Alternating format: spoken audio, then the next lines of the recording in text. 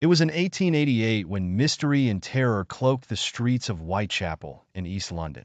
The city buzzed with poverty and crime, and its streets were lit by gas lamps casting long shadows on the faded facades, creating a nightmare-like ambience.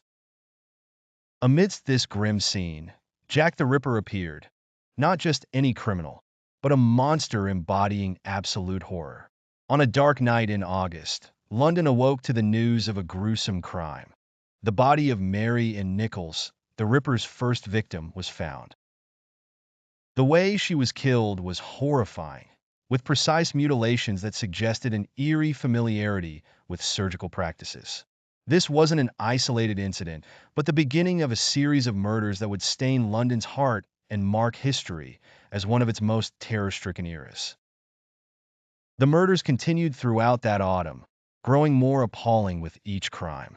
One of the most notable nights was September 30th, 1888, when Elizabeth Stride was killed, and shortly after, Catherine Eddowes was found dead in the early hours, brutally attacked. The killer left his gruesome signature, meticulous cuts and bloody incisions in specific places, which sparked a frenzy among both the press and detectives. As the fear spread, investigators began receiving letters from someone claiming to be the killer. The most famous of these was the Dear Boss letter, written in a mocking tone, as if taunting their efforts to catch him. It was signed Jack the Ripper, a name that would haunt generations to come. Reading that letter was like holding a piece of terror itself. One of the most terrifying scenes was the murder of Mary Jane Kelly on November 9th, 1888, in the most horrific manner. Her body resembled a gruesome painting, and blood soaked the tiny room where she was killed. The murder stopped after that night, leaving London in shock and bewilderment. Had the Ripper been caught? Did he die? Or did he live? Watching the fear he instilled? Police efforts to catch the killer led to dead ends.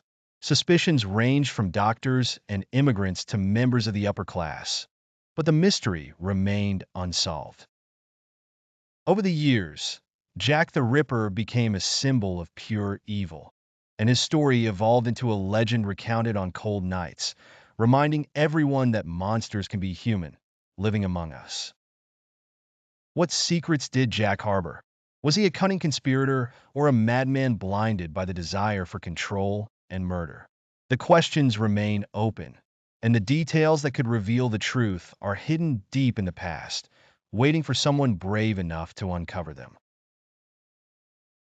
The Ripper's legend only grew as the years passed.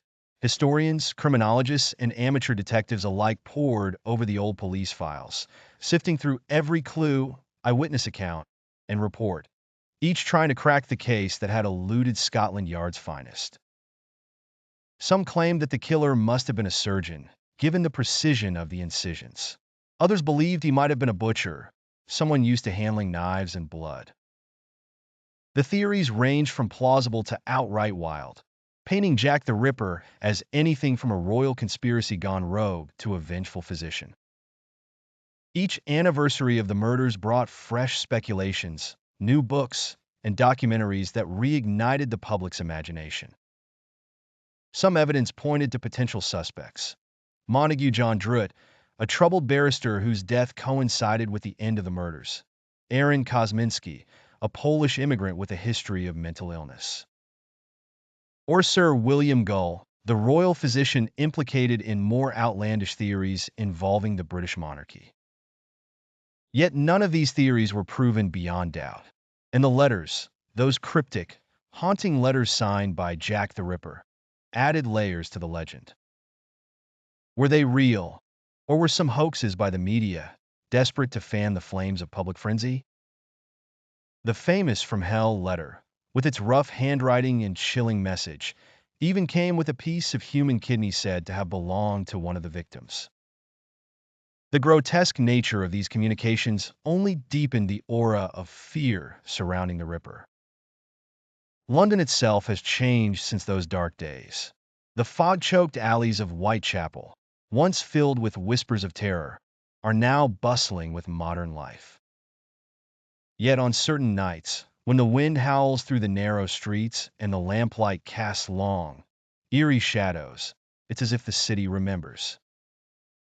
It whispers of a time when an unknown predator roamed free, wielding a knife and slipping away into the mists, leaving only dread in his wake.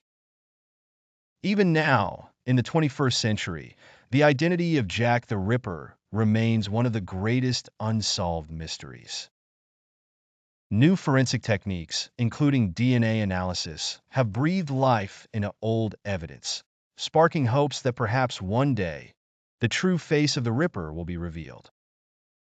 Until then, Jack the Ripper stays suspended in time, an enigma, a ghost haunting both the past and the imagination, a reminder that some shadows are never fully dispelled. The passage of time did little to dim the fascination with Jack the Ripper. His crimes were not just murders. They were a spectacle, a chilling saga that cut through Victorian society's veneer of civility.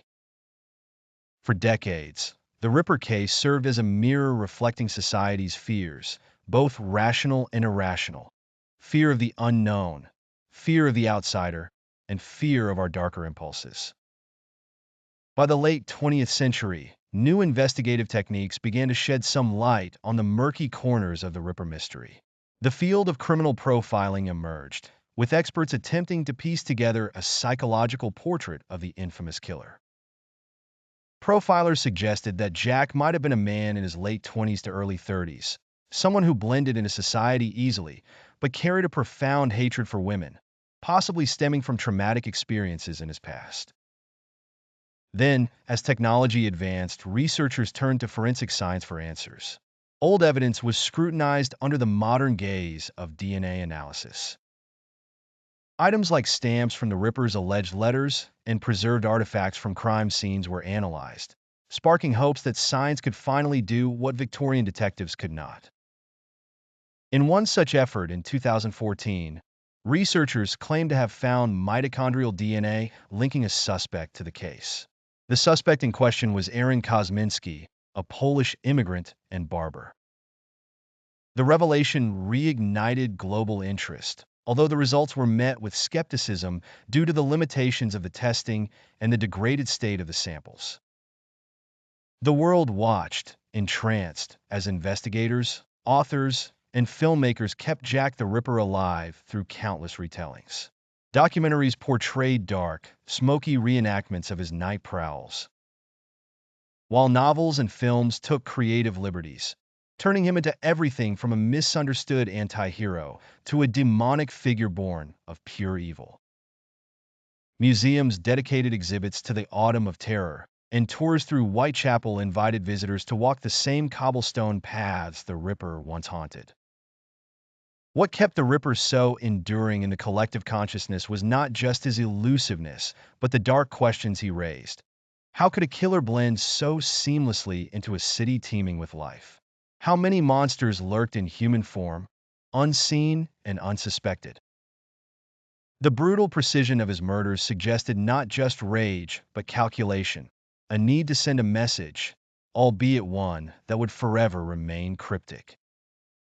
The victims of Jack the Ripper, Mary Ann Nichols, Annie Chapman, Elizabeth Stride, Catherine Eddowes, and Mary Jane Kelly, were often overshadowed by the enigma of their killer.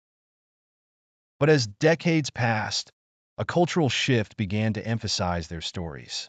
They were more than footnotes in the Ripper's dark narrative. They were women with lives, struggles, and dreams that were cruelly cut short. Memorials and dedications to their memory emerged, changing the narrative from the killer's notoriety to the victim's humanity.